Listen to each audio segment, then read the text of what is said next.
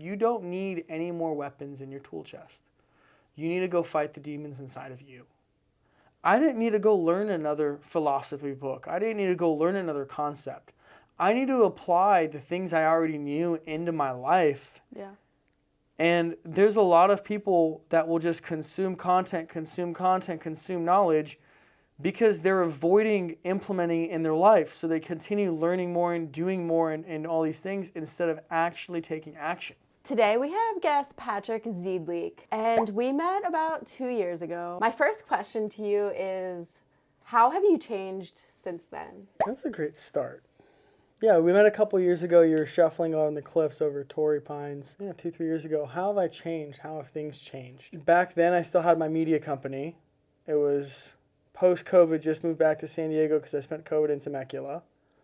And I was getting ready to make an exit. Versus now, I've been building a business from that time, and I'm about to launch, and it's a whole different product, whole different type of company.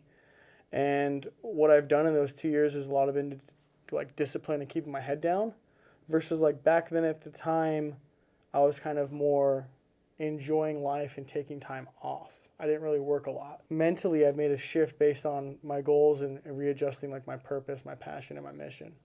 My vision, and that's been a big shift. So a lot's changed in those 2 years. Yeah. What was that business? What was the service or the product? Okay, so I had a media company for 5 or 6 years. So we did photos, videos, and 3D tours for real estate agents. Mm-hmm. So every time they get a property, they need marketing. They need photos of it. They want, nice videos of it. You're going to spend a couple $1 million in San Diego. You want to see the views in the ocean, et cetera. And then we also did 3D tours, which allowed people to basically walk through a property virtually. All of that came on a property page, and then that also then led to like, what do we do with it from a marketing perspective? So we were hands-on with the real estate agent's business for 5 or 6 years. We started building like an agent website aspect, and then we separated. Me and my business partner went separate ways. I decided to do something different. And what are you doing right now? So it kind of started off as a social media company, and that's still our main product and the main thing we do. We do social media for real estate agents. However, we're way more of a tech platform, and we have software as a service, and we also do the other parts of an agent's business. So we have CRMs, websites, we build systems. So we've taken a group of technology companies, combined them into one with automations and integrations. Then we have industry specialists who use artificial intelligence to enhance their results. And then that goes into one product that a real estate agent's, all their marketing is done with just a text message basically. So at a low cost. So that's what we do now. And you feel more passionate about that? Yeah, so I guess, it's interesting on the journey. I learned a lot from selling my last company. And I think one of the biggest things was it made me realize there's a start to an end. Mm-hmm. That business had a total number of phone calls, conversations, meetings, invoices, money collected. Like there was a start and a finish. There's numbers for that. There's a beginning and end of that business. And I found myself thinking about us starting it, thinking about the earlier memories, thinking about the journey. And it wasn't some crazy sale. I didn't sell it for a ridiculous number, but I sold it because I wasn't passionate about it anymore. I didn't want to get another phone call about a property shoot again. Like I just didn't care. And that's probably towards the end of it why I was working maybe 10, 15 hours a week, maybe. I kind of had it to where it was and it just ran itself. So when I got out of that, there wasn't a reason to make another business for money. I already had a business that made money. If I wanted to make money, then I could just have held on to what I had. I wanted to feel passionate about something. I wanted to do something that made me want more. And it's funny, have you seen the movie The Octopus Teacher? Yeah, I have. Okay, so parts of it's comical. This guy goes out every single day and swims with an octopus and films it. And like he's looking out the window when it's raining, he's talking about like his relationship with octopus, and part of it's like it's funny. But what I also saw was there's a guy who loves his life and is so passionate about what he does that he goes out into the freezing cold water, lives in the middle of fucking nowhere, and films this octopus. And I wanted to feel like that in my business. So after I sold the company, I looked at my skill sets, I looked at the industry, I looked at what people needed, and I looked at ways to find passion within that. and I did. So I'm assuming you feel happier now and more passionate about your life? 100%. I don't think that your business will bring you that. Happiness is something you have to find, and that's part of it. So here's a question I always ask: what's happiness? Yeah. And I get that the answer for most people is, oh, it's different for everyone. But happiness does have a definition, in my opinion. Yeah. Happiness equals peace. Emotionally, financially, physically, spiritually, mentally, sexually, it equals peace. Because if everything is going right in your life, but you go through a breakup, you don't have peace emotionally. If everything's going right in your life, but you don't have peace financially, that bothers you. It affects your happiness. Happiness isn't just the best shit happening to you, it's just the way you live your life. And if you can find peace in those aspects of your life, then you'll find happiness. And that allows happiness to be different for everyone because you determine what peace in your life financially, emotionally, physically looks like. And that allows you to have that flexibility but still give a definition of what is happiness. What are we working towards? For me, business is definitely part of that equation, financially and emotionally and a couple other things. But there's other aspects to my life, and spirituality and all these other things. So it's part of my life that is just in place, that works. And then switching gears a little bit to your spirituality, how does your spirituality play a role in your business? I think spirituality also comes with personal development because I wouldn't have gotten led down the path of spirituality without personal development. There's a quote by Mark Twain, it's not what we don't know that hurts us, it's what we know that is not so. So the first time you really realize that something that you thought about yourself was true and it turns out it wasn't, it's a paradigm shift. You start questioning other aspects of your life because you've learned something about yourself that you thought was different. Yeah. So personal development has taught me more and made me a better person in both business and eventually also led me into spirituality than anything else. You're the captain of your ship. The better of a captain you are, the better you're going to sail. So personal development led me into spirituality, and both of those do feed into the way I look at my business, but I think spirituality really is just more of it's a larger picture than it is just that one specific thing. What does your spirituality look like on a daily basis? Do you meditate? Do you pray? Do you read books? Yes and no. I'm a big believer that what you think about you attract. So the law of attraction is that which is unto like itself is drawn. And if you break down particles and molecules, like if you go down to like little things, you realize that people don't know what it is. The best they could say it's light. It's photons, it's light. So there's no difference between this couch we're sitting on and thoughts on a molecular level. I'm really mindful of what I think about and what the type of thoughts I'm having more than just the thought itself, and use my emotions as a compass. I have my moments where I will focus and calm in my mind and do these types of things, but I don't normally meditate. I have a collection of books. I do love to read. I usually finish a handful of books every year, but I do them in short bursts and sprints. I don't dedicate a consistent time to it. And the other thing is that changes in my life. And I'm okay with that, which means like there's phases in my life where I'll spend more time on spirituality, and there's phases in my life where I spend less. Spirituality is something that never leaves me, but the practice of it varies based on my life. And I have a theme for the year and I have a skill for the year, and every year it's different. And I kind of focus on that more than I do like an individual practice. I was actually going to ask you if you find that there's periods in your life where you are really dedicated about spirituality and learning about yourself and going deep. And I've found that on my journey, I'll have months where I'm just absolutely obsessed with meditation or reading something or going on a retreat, and I get really deep into it and have all these really profound spiritual experiences. And then sometimes I find that I'm just come back into the physical world and I'm super dedicated to what I'm doing. Like right now, I'm just super focused on YouTube and getting better and learning. But I do also try to implement some spirituality into it. Like I believe in spirit guides and angels. And when I'm finding that I'm having a problem with something, I will call on them to help me with issues. Do you believe in spirit guides or angels? Yeah, so here's the cool part about personal development spirituality. The more you do it, you don't really go backwards. Yeah.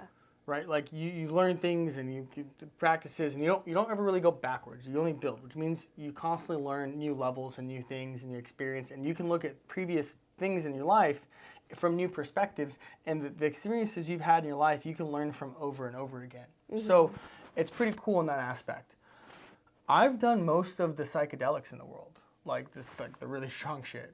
So I have a different outlook on life because of my experiences. I have a different outlook on God. For me, it's everything, all connected, all one. It makes sense to call on the world and universe, and that's what you're thinking about, that's what you're attracting, but you have to frame it in the right messaging. So like, for example, if you're calling on something, you don't want to call on, I don't want to be stressed, I don't want to be broke, I don't want this, because what you're putting out is broke, want, stressed. Yeah. What you want to focus on is what you actually want to attract in your life. Yeah. So I want abundance, to feel happiness, to feel peace, to feel health, to feel wealth. Life always works out for me. All this, it's how you frame that.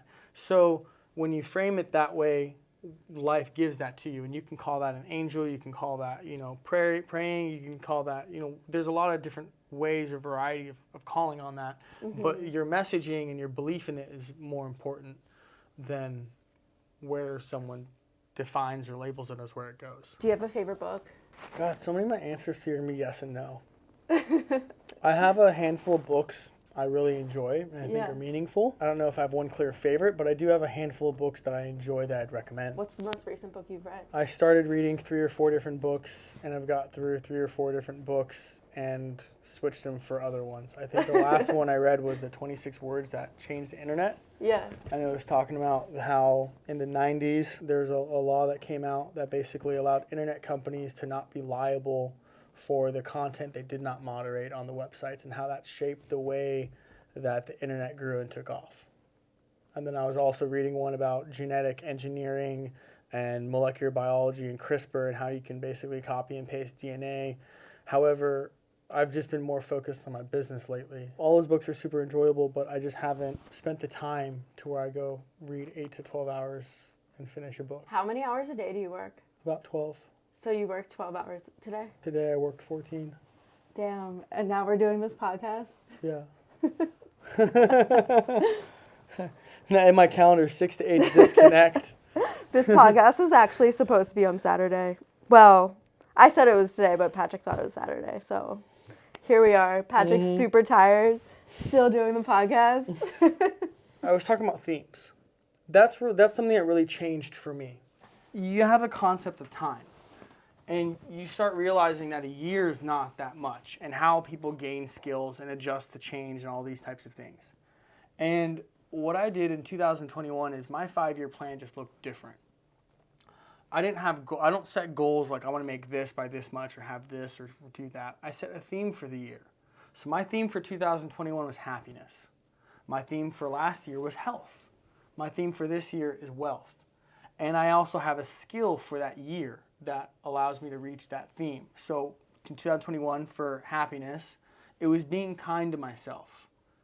Not being my own worst critic. Not being tough on myself. Learning how to be kind to myself in this process. Then for health, it really was discipline. I quit smoking. I haven't smoked since June of last year, and I smoked nicotine on and off for 8 years, including vaping and stuff like that, and I just quit. From September, I haven't really drank. I stopped smoking weed. Now, in the last few weeks, I've had a little bit more fun through Christmas and New Year's. I've had a discipline and a theme. This year for wealth, my skill was surrendering, acceptance. And for someone that controls pretty much every aspect of their life, like I pay every bill. If I'm sick, I go get my own medicine. I cook every meal. I pay every person. I run the business. I build the business. I optimize it. I meet with the clients. I sell it. I do the taxes. Like I flip homes. I do all of it.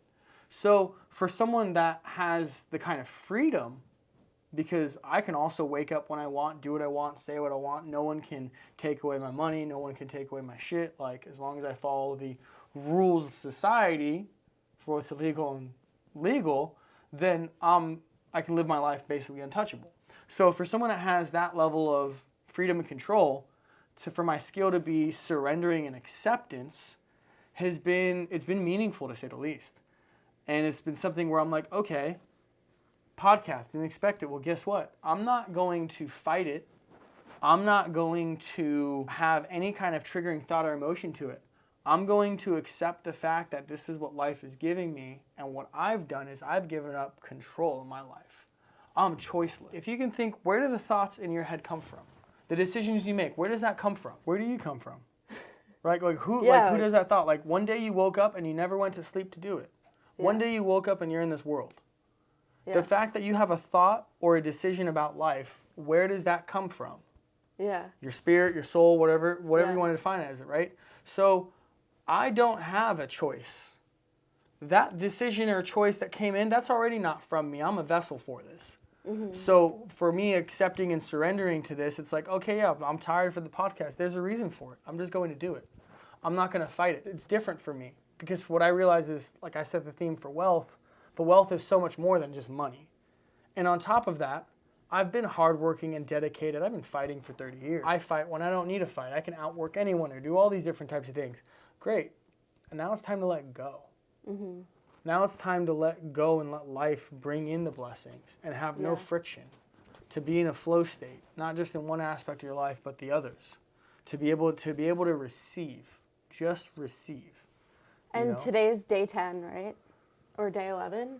Of the year, of your new theme. Yeah.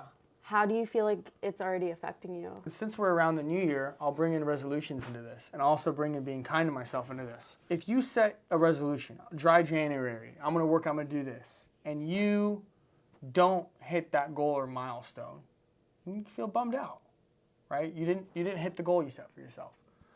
Versus when I set a theme for the year, it allows me to mess up. It allows me to have room for error, and it allows me to not be hard on myself for it. For example, last year, it took me till June to stop smoking. You'd think that in the year of health, doing a resolution is I'm going to quit on the 1st, right? Mm-hmm. And if you don't do that, what happens? Maybe next year. Mm-hmm. And you're hard on yourself, or you feel guilty about it. I wasn't going to quit at the beginning of last year. I had other shit. I didn't want to deal with that. I knew that I was going to, and at one point when I did, and I stopped. Boom.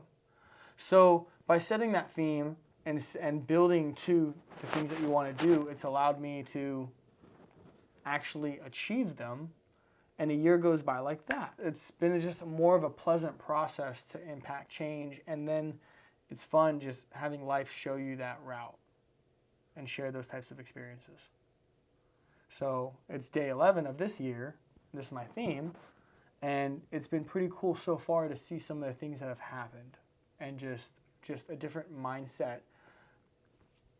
I think about it a lot, which means it's present in my mind. So in different scenarios, it becomes more present. We're talking about it right now. We'll see how the rest of the year goes. What's a common trait that most of your friends have? They're into personal development. Mm-hmm.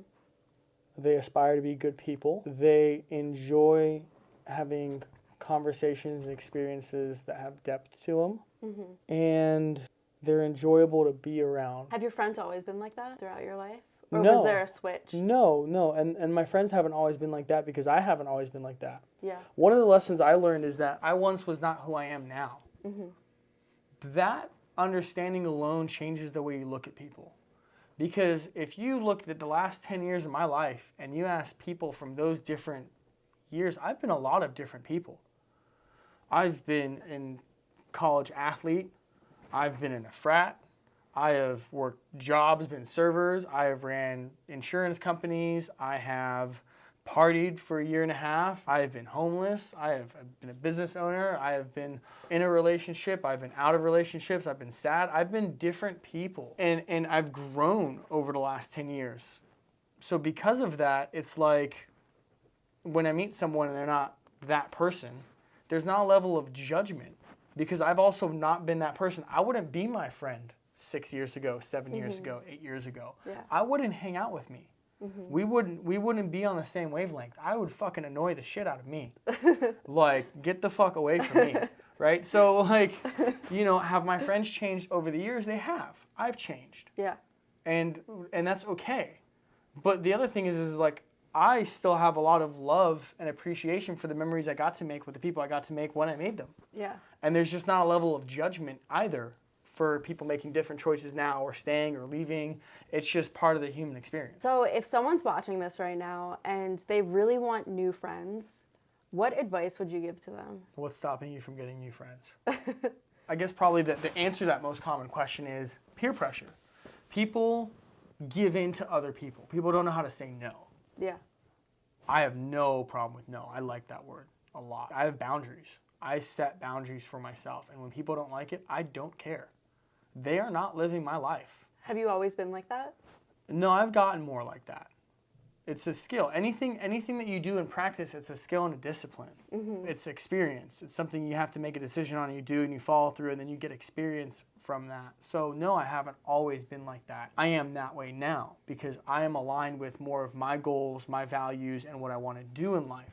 I also haven't always been like that. Mm-hmm. And when I've been lost and trying to find myself or transitioning or going through a different phase, I've been more open and been peer pressured and do types of things. It just comes down to, what do you want? It's okay to be in different phases of your life. I'm not going to be in this phase I'm in now forever. No, I haven't always been like that. That's how I am now. So if someone's watching this, it also depends on what phase in life they are. If someone wants new friends and to go do new things, it sounds like the phase that they're approaching is, I want to be a better version, a different person. Great. That requires doing different things. It starts by requiring you to make different types of decisions. And if you're not there yet, that's fine. At one point you're going to be. The pain has to be worth the squeeze. Pain extremity is what gets people to move and do things. Mm-hmm. People change after a heartbreak, after a divorce, after death, after they lose their job. Change doesn't happen because it's comfortable. It happens when you're not comfortable. I enjoy being uncomfortable and having different experiences because I've now learned over the years of how much growth I've had from those things. So because I've had that much growth from those things, I'm committed to constantly putting myself in that environment. If someone hasn't had experience with that, it's going to be intimidating. It's going to be difficult. It's going to be something that requires strength and courage, and that's also okay. I once was not the person I am now. Look at it this way. Let's take working out as an example. And this is a massive concept. Your brain knows it's healthy. You should do it. You want to do it. You want to work out. You know what the benefits are. Your body goes, well, I don't like that. I don't want to wake up early. I am sore. I don't want to do that. What happens is people get inspired and they go, I'm going to wake up early. I'm going to go for a walk. I'm going to eat healthy. I'm going to drink more water. I'm going to go to the gym. I'm going to do these things. And then they do it. And they go for about a week. And the second week, they miss a day or two. And the third week, and then the fourth week. And then by week 5, they're not doing it. And they're just, whatever. Instead, if they spent 4 weeks just waking up early, then they got 4 weeks of, I accomplished my goal, and they had one thing to do. And 4 weeks flies like that. And now you've built the habit of, I wake up early. And then you go, I'm going to switch my diet up. And now you got 4 weeks of switching your diet up. And now you're feeling better because you're eating healthier and you're already getting those wins. Now you want to add on more. Now you add on water. Now you add on working out. Now you add on those things. And even if it takes you 5 or 6 months to make that your lifestyle and get the benefits from that, what's 5 or 6 months compared to not actually doing it at all? That's really the way of applying, because people don't like change. They don't like being told what to do. They don't like change. Even if they know that change is good for them, they don't. So if you understand that, then you have to set yourself up in a position to win. And setting yourself up in a position to win is the understanding how you learn, how you're actually able to make the change, what you want, being aligned with it, and then following through in baby steps to get those wins along the way. Do you have a 5-year plan or a 10-year plan? A 5, that's 10's too far. Yeah. And my plan is just the theme. I have like a word. Okay. I have a word for a year. Yeah. And that's the best I can do on a 5-year plan. That's pretty cool. Yeah, no, I can't see past 2025. Life changes too much. Yeah. And you have to be willing to change with it. Mm-hmm. Yeah, there's no way. Where do you see technology in 5 years? That's also and social very difficult. Media. That's also very difficult because it changes so fast. It's so difficult because there's exponential growth and there's different phases with technology and human beings. There's learning curves. But learning curves can get sped up if adoption's easier. There's a quote by Buckminster Fuller. It's one of my favorite quotes of all time. You cannot change the existing reality by fighting it. You have to put a new system in its place that makes the old one obsolete. So what did CDs do to cassettes? You still listen to music. Did it fight cassettes? No. New system made the old one obsolete. What did MP3s do to CDs? Still listen to music. New system, old obsolete. Cars, horses, right? So where do we see technology? You can't really predict that because you don't know who's releasing or doing what. That's about to make the old thing obsolete. Can you imagine what would happen if all of a sudden there was a consumer-ready product that allowed us to fly safely in between and get to places at no cost? Well, that would change the way shipping's done, traveling's done, cost done. That would put entire industries out of business. It would bring new ones in. It would change laws, regulations. That can happen with one person releasing one thing that just changes the world. And you can't predict that. So I don't know where technology is going to be in 10 years. Yeah, I don't know either. Especially with virtual reality and Dude, artificial intelligence. Look, artificial intelligence, augmented reality. I mean, like, even what I'm doing in my companies, at 100 clients with the 400 automations we have, considering an automation saves 10 seconds of time. And 10 seconds is a short period of time considering the things are like sending a text message with a request for content or sending someone a calendar invite for that day at that time with the information to the link. You can imagine that a human doing that takes more than 10 seconds.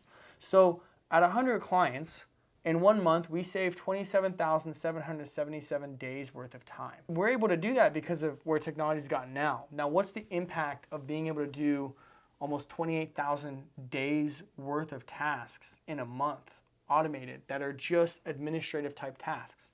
Sending a calendar invite, doing this.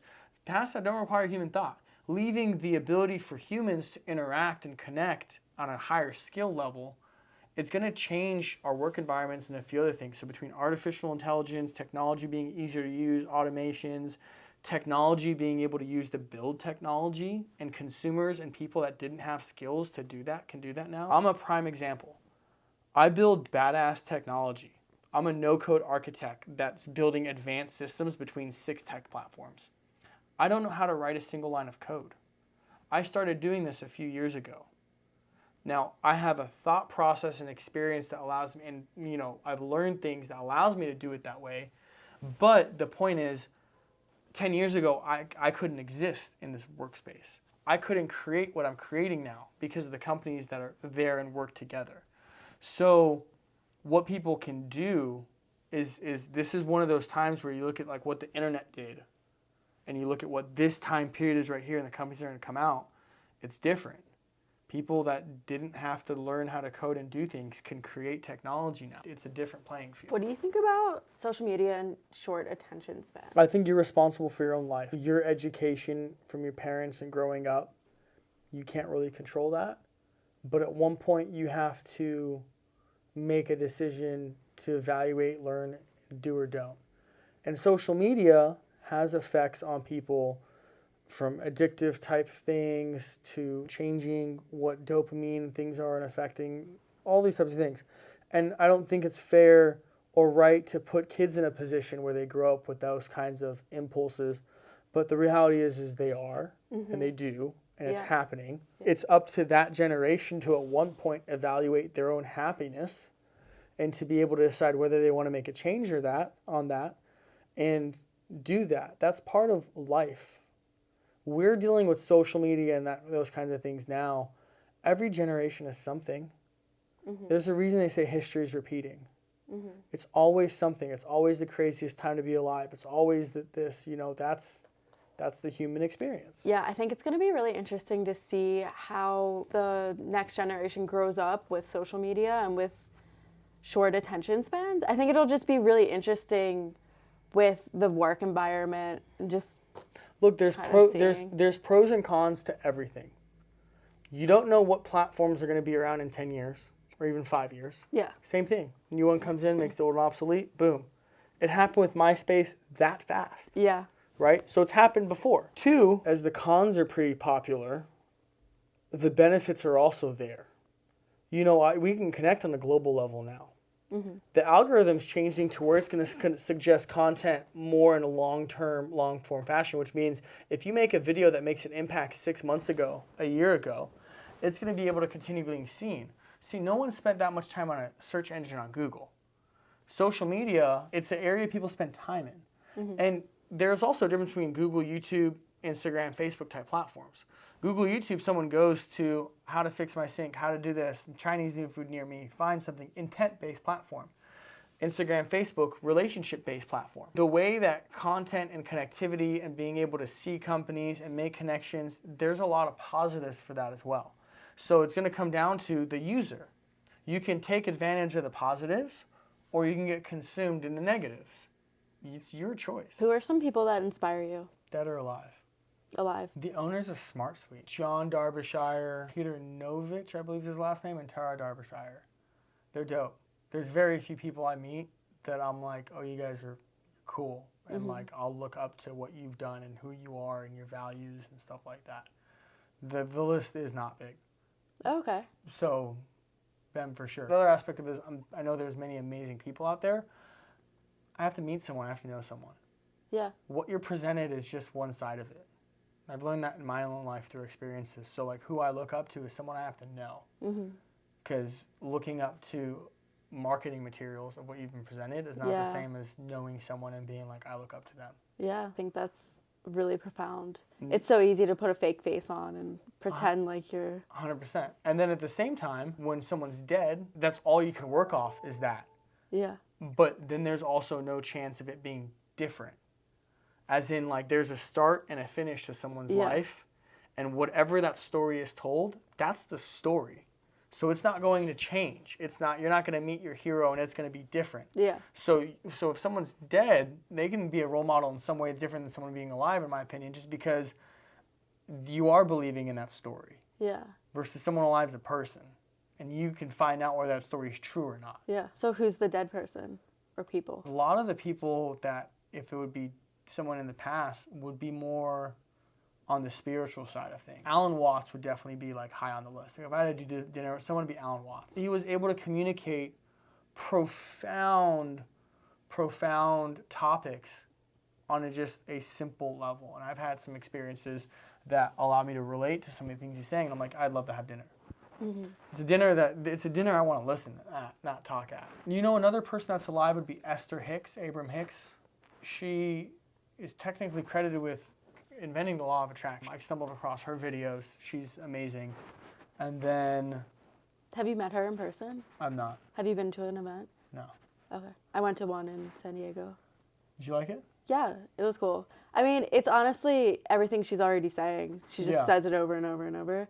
But I've listened to her content for years, and I will go days just constantly, because in the beginning of my spiritual journey, I was reprogramming myself so that I can know and be and really experience it. You have spiritual transformations in your life. You have moments. You can go through the last 10 years ago, those two, right? That was it.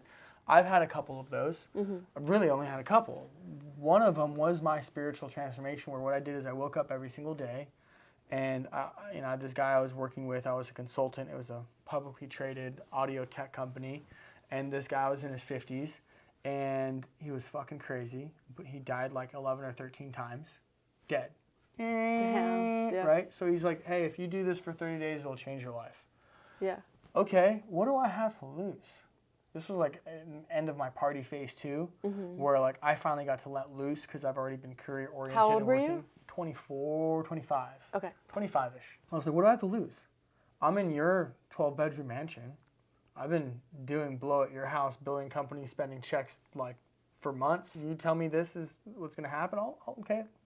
30 days? I'll give it 30 days. And what I did was I read these basically affirmations every single day for 30 days. I committed to waking up and reading them. And I read them out loud. And that was my first spiritual transformation, because I really learned that what I said out loud, I then ended up thinking throughout the day. And when that's top of mind, when you come into the things people talk about, the decisions you have to make, the things that happen in life, and you can have that as the first go-to thought, your life does change. My level of happiness was through the roof. And that was just about the time that I was about to be homeless. And then I spent 3 months outside. I'd rather start a business, live outside, than get a place to live and get a job. Like, I'm out. No. And it was one of the happiest times in my life. And it's because I did that kind of repetition and reprogramming. And the mind really is a tool. It's your spirit and your consciousness that's unlimited, that's infinite. Your mind, it's like a wrench or a hammer. How you use it determines how it functions and what it can build with it. So that was a big spiritual transformation for me, was that, doing that. And it's one thing where it was such an easy commitment. It didn't require any skill. I had to wake up in the morning and read a book for 15 minutes or so, and I just had to do it for 30 days. Anyone can do that, you know? So that was a big one for me. Would you ever read it again? I still read it. Oh, okay. Yeah, I don't really count that as reading because like I'm reading the same. I count that more as like an affirmation and stuff like that. Okay. I don't read it as often. I'm just more naturally in those elements, but I do notice it's my fucking go-to if I'm dealing with something in life. The second something happens that makes me feel a little bit unpleasant, like I had to go through some financial stuff with growing this company and staff and letting people go this last year. I dealt with anxiety. I dealt with a variety of feelings. They were not fun. So anytime I go through a part of my life that's like, oh, this is rough waters, I go right back into my fundamentals of, you know what's going to change that? Not thinking about that. Because the more I think about this bad thing happening, the more the bad thing's going to keep happening. So I force my thoughts to be, I'm not thinking of that. And every time that clicks on, I go, nope, think about this instead. Think about this instead. Think about this instead. And over the years, I've gotten better at that process. And now I get in and out of situations faster and easier and more pleasantly. Do you feel the same way about your emotions? Yes, because your emotions are part of that. Your emotions are the feeling. They're tied together. That is, your emotions are tied. Yeah, absolutely. Yeah. It's one thing to think that you're actually thinking different thoughts and feeling something else. It's another thing to think different thoughts and feel something else. The practice of doing that has given me confidence and experience of it happening. So now when I do it, emotions are faster to follow along with it. And emotions are based on your perspective. So if you can neutralize that emotion, then you can change the way you're feeling, and that's done through your perspective. For example, if someone got cheated on, right? Yeah. That's a pretty bad emotion. Yeah. Okay? So how do you change that by having different thoughts? Well, you have to neutralize it. Yeah. So what are all the benefits of that person cheating on you? What are all the benefits from in your life? Well, I'm this. What are all the things you get to do? What are all this? And you've just listed out, and you've wrote it down. You see your handwriting. You've listed out benefits to this happening. You're giving yourself a different perspective. You're neutralizing that negative emotion. And now, what are you going to focus on? What are you going to do? What are you going to be passionate about? And you shift your mindset, and you now have a new beacon. So now, when you're going through that pain, and it's going to be hard, you can have a point to where you adjust to. And you go, when I feel like this, and this is bad and hard, I'm going to now think about this. Yeah. And you're able to get through those types of things quicker. Yeah. And some things are going to just take longer, especially then if you're kind to yourself on the journey, it's going to be an easier process. And I think thoughts are really powerful in our creations, but I think emotions even more powerful. So what you just said is really profound. Well, so like really changed so here's the thing. People want to talk about manifesting, right? Yeah. So do you think that it's easier to have $1 million in the bank account or have the feeling of prosperity? Have the feeling. Okay. So, but do you think you're going to have $1 million in your bank account if you don't have the feeling of prosperity? Like, do you think you're going to be sad and upset person and you just because you think, you think that's going to work? Like, your emotions are your compass. Yeah. So you have to have the feeling of prosperity first to attract prosperity. But what if you get to that point where you are prosperous, you do have a lot of money in your bank account, and then you kind of feel sad or... Then the money's not causing the sadness. That's a whole different scenario. Yeah. But then you lose the money, right? If you're not feeling... No, because why would you lose the money? You have the money. You're sad from something else. Yeah. So you have a bunch of money. Don't you think you need to maintain a certain level of knowing that you're wealthy financially to retain that money? Yes and no. As in, like, if you've made good financial decisions, you can be set up for life. That's just not a pain point anymore. But if you're broke, you're never going to be successful and actually have money if you don't have the feeling of prosperity. Even lottery winners, if you ask them, they knew they were going to win. They had that fucking crazy ticker feeling, right? Like even the people that get lucky. And this goes down to setting conditional goals. Like I'll be happy if, I'll be happy if I get this money. I'll be happy if this happens. Yeah. And if that doesn't happen, now they're not happy. Yeah. So you need to find a way of having that feeling of prosperity and having that before you actually think that what you're attracting is there, because you can't just say something and not feel it and think it's going to come in. You can aspire towards a feeling or a level of happiness and you can focus on that and bring that in. But if you're talking about like, I'm going to manifest this business deal and you feel like a failure, it doesn't matter how many times you write down, I'm going to get this deal. You need to change the way you feel. That's your compass. Yeah. Do you feel like when you meet people, you can read the people who are going to be successful versus the people who are not likely to be successful? No, not at all. Not at all, because I'll go back to the statement of I once was not who I am now. Yeah. If you saw the Pat that was laying on the grass doing Molly on a Saturday after being up for 3 days, you wouldn't think that I'm running a nationwide tech company and selling multiple homes. You wouldn't think I'm on the cutting edge of a multi-billion-dollar industry. That's not what you would think. But that's what happened. That's who I am. So can you look at someone and read whether they're going to be successful in the future? No. But can you look at someone and read where they're at? Easily. But who someone's going to become? No. Because you don't know what's going to happen to them that's going to change them. That's going to make them a different person. Someone's parents getting murdered can make them a different person. Someone losing a child or a spouse or someone getting fired and doing this, like that can make them a different person. There's this example I like to use. This one makes sense to people. What's the number one rule in movies and stuff that I talk about traveling back in time travel? What's like the rule? If you go travel back in time. It's the butterfly effect. Or don't kill your parent. What is it? Don't change anything. Oh, okay. Why? Because if you change something, it could change the direction of time, right? People don't think about that now. That one thing that you do, the one coffee you got, the one time you were late, the one time that changed the direction of your life. There's people that are alive today because they woke up late on September 11th and they missed the train. And if they would have gotten on that train, they would have been in that tower when the planes are crashing into it. And because of that one thing, they're here today with families and people and making an impact and living their lives. So that one thing, that one moment happening in someone's life, you can't predict that. You don't know if someone's going to have that or not. You don't know the outcome of their life, and you shouldn't care.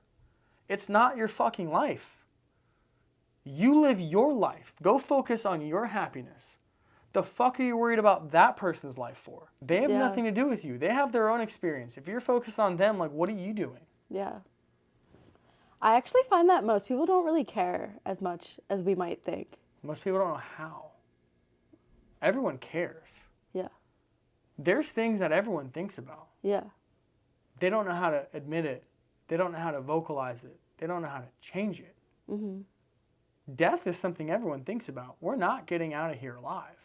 People may try to ignore it. People may try to process it, but we're going to die. All of us. At one point, this journey that we have ends. Yeah. And you don't know when. Yeah. Doesn't matter if you admit to it or not. People think about that. There's a depth to humanity that even though it's not displayed, that doesn't mean it doesn't exist. That's why if you start getting to know yourself, you know other people better. Because we're all human beings. We were born as humans. Our environments make us different growing up. The better you know yourself, you know your instincts, you know your thoughts, you know these things, like you can assume other people are going to have that because we're the same species. Dogs, like other dogs, like an Australian Shepherd in Europe and Africa, we had all different types of environments growing up. Still a dog, still an Australian Shepherd. Still the same habits and tendencies. So when you were talking about death, you said, we don't know when we're going to die. And I smiled. I don't know why, but there's something that feels good to me about not knowing when I'm going to die, but also knowing that I am going to die. My mom died when I was 12. And when she died, I grew up in a really toxic household. So I remember thinking that she's better off that she's dead. And ever since that, I've never feared death. And I was actually really excited for the day that I would die. I've never tried to commit suicide, but I just kind of like always had that appreciation for death. People have different perspectives on it for sure. You experienced your mom dying when she was 12. My dad experienced his mom dying when he was 7. I have both my parents. I've experienced my mom leaving at 18. You know, I've experienced my friends dying. I was in life insurance. I sold death insurance. Everyone has different experiences that shape their opinions on death. Everyone has an opinion on death. Yeah. So I had this realization when I was 20 years old.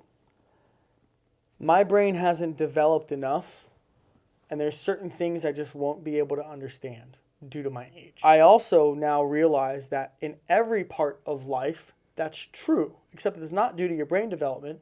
It's due to where you are in age. People that are in their 40s and 50s and 60s and 70s, they are forced to confront their mortality. In your 20s, you feel wild and free.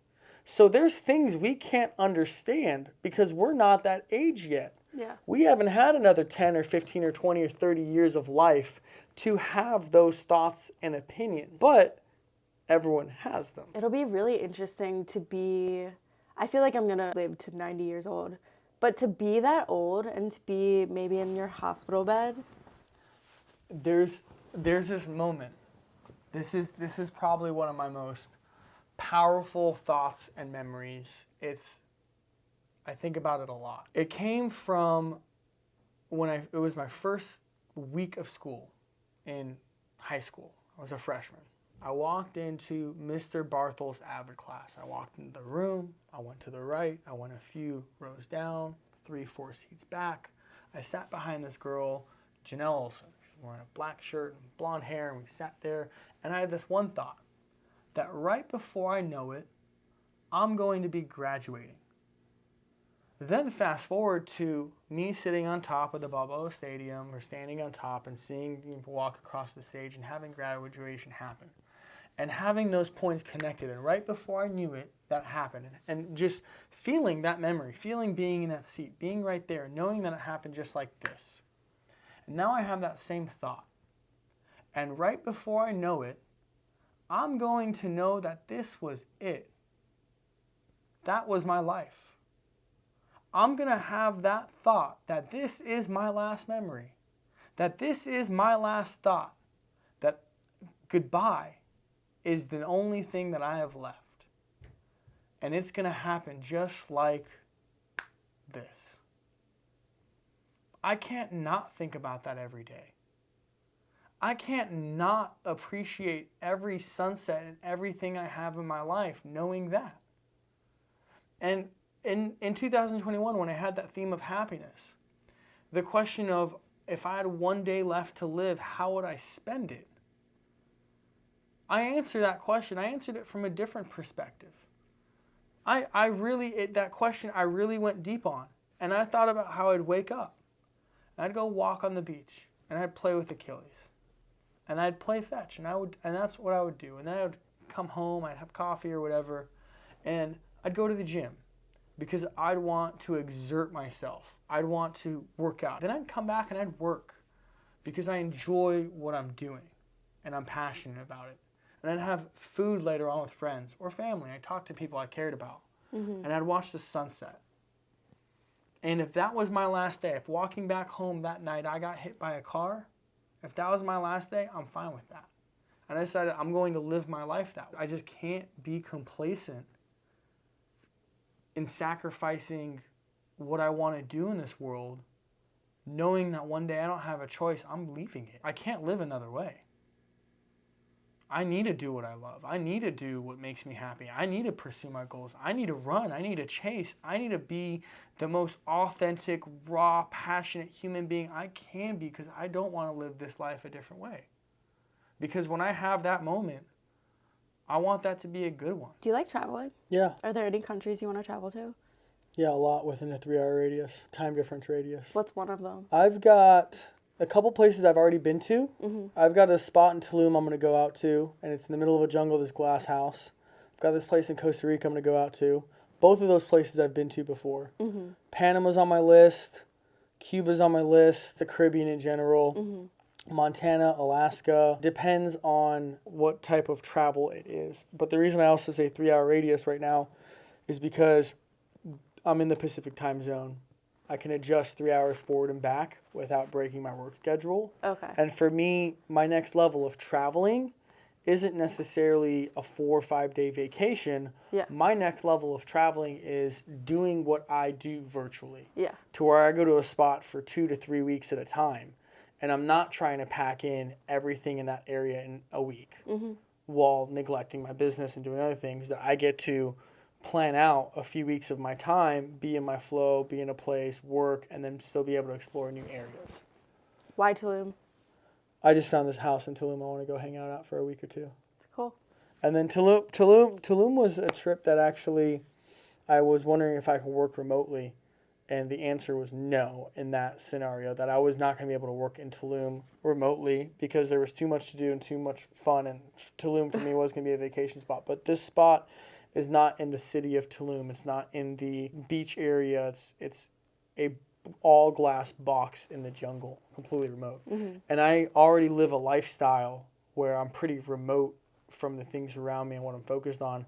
So I just would love to have a work environment for a couple weeks where I pop my laptop open and I'm surrounded by trees and jungle and I can just enjoy that and just work in a different space. Yeah.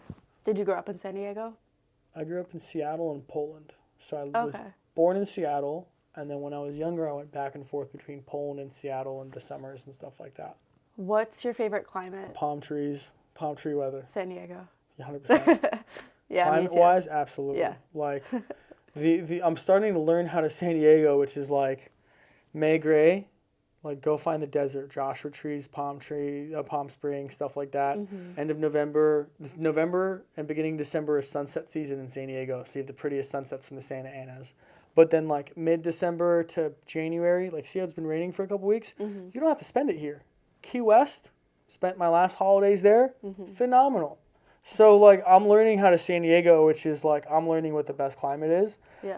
I don't plan on being here May gray, June glooms, and Decembers and stuff in the future. Like, I'll be where it's 70, 80 degrees and perfect weather. If anyone has any questions for you, where can they find you? They can't. What's your address? Yeah, right? Instagram's the platform I'm active on the most. I'm active on my stories. I'm active on my feed. I'm active with the content I post out. If someone wanted to interact in that kind of aspect and had questions, then they can send them to me and I'd usually just make a piece of content about it. So I post in the mornings. I usually post pretty consistently and I'll respond in those aspects. If it's really personal or private, I'll probably respond one-on-one. But if generally it's a topic I could just talk about, I'll do it there. And is there anything else you want to say? No. You're good. Live your life. Do what's best for you. Be kind to yourself on the journey. Like everything we talked about today, like those are like fundamental aspects of my life. Being kind to myself, disciplined, being passionate, following what I want to do, knowing your boundaries. I mean, all of these things you see, like practicing and doing that. Those are all like, I mean, everything we talked about today is like, go do that. Yeah.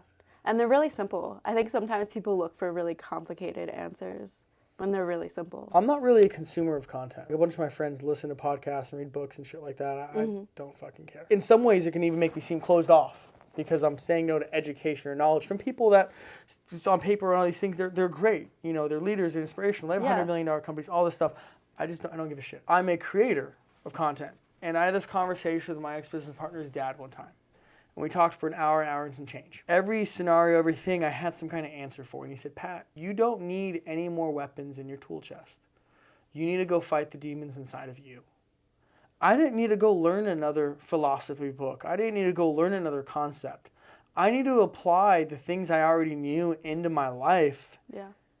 And there's a lot of people that will just consume content, consume knowledge, because they're avoiding implementing it in their life. So they continue learning more and doing more and all these things instead of actually taking action. If you've known or had this concept of everything we've talked about today, go do it. If these are new concepts for you and you're curious about it, great, go learn. You're getting your tool chest together. You're learning, you're asking questions, you're building how you think. At one point you just have to go do shit. Yeah. I'm not afraid of making mistakes or failing. I'm not afraid of putting myself out there. I'm just not afraid. I wasn't always like that.